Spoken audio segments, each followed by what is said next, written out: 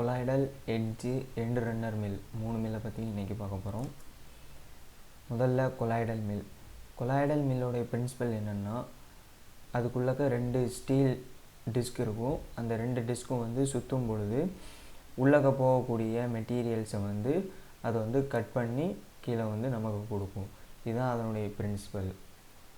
இப்படி தான் colloidal mill இருக்கும். இதுக்குள்ளக்க நம்ம வந்து மெட்டீரியல்ஸை போடும் பொழுது இங்கே அந்த 2 டிஸ்க் இருக்கும். அது கட் பண்ணி நமக்கு வந்து கீழே அவுட்லெட் பண்ணும். இது எதுக்காக மோஸ்ட்டாக யூஸ் பண்ணுறாங்கன்னு சொன்னால், கொலாய்டல் டிஸ்பர்ஷன் சஸ்பென்ஷன் ப்ரிப்பேர் பண்ணுறதுக்கும், எமல்ஷன் ப்ரிப்பேர் பண்ணுறதுக்கும், ஆயின்மெண்ட் ப்ரிப்பேர் பண்ணுறதுக்கும் இதை மேக்ஸிமம் யூஸ் பண்ணுறாங்க. அது மட்டும் இல்லாமல் இதை வந்து ட்ரை மில்லிங் அப்படின்னு சொல்கிறாங்க. இதில் வந்து எந்த ஈரப்பதமும் இருக்கக்கூடாது. எல்லா மெட்டீரியலுமே ட்ரையாக இருந்தால் மட்டும்தான் இந்த மில்லில் நம்மளால் கிரைண்ட் பண்ண முடியும். நம்ம வந்து ஃபைபரஸ் மெட்டீரியலை கட் பண்ணணும்னு சொன்னால் ரஃப் சர்ஃபேஸ் உள்ள ரோட்டாரையும் ஸ்டேட்டாரையும் நம்ம யூஸ் பண்ணணும்னு சொன்னால் நம்மளால் ஃபைபரஸ் மெட்டீரியலை கூட கட் பண்ண முடியும். எட்ஜ் ரன்னர் மில்லோடைய பிரின்சிபல் என்னென்னா க்ரஷிங் தான். ஹை வெயிட் உள்ள ஸ்டோனை வச்சு க்ரஷ் பண்ணுறது தான். உதாரணமாக நம்ம வீட்டில் உள்ள வந்து கிரைண்டரை சொல்லலாம்.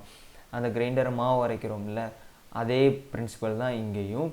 ஸ்டோன் இருக்கும், அந்த ஸ்டோன் வந்து ரொட்டேட் ஆகிட்டே இருக்கும். அது மூலமாக கீழே இருக்கக்கூடிய எல்லா மெட்டீரியல்ஸும் வந்து சைஸ் ரெடியூஸ் ஆகும். ஷியரிங் ஃபோர்ஸும் இதில், அதாவது கட்டிங் ப்ராசஸும் இதில் நடக்கும். எப்போ நடக்கும்னா, இந்த ஸ்டோன் வந்து ட்விஸ்ட் ஆகும்போது, ரொட்டேட் ஆகும் பொழுது கட்டிங் ப்ராசஸும் நடக்கும் அப்படின்னு சொல்கிறாங்க.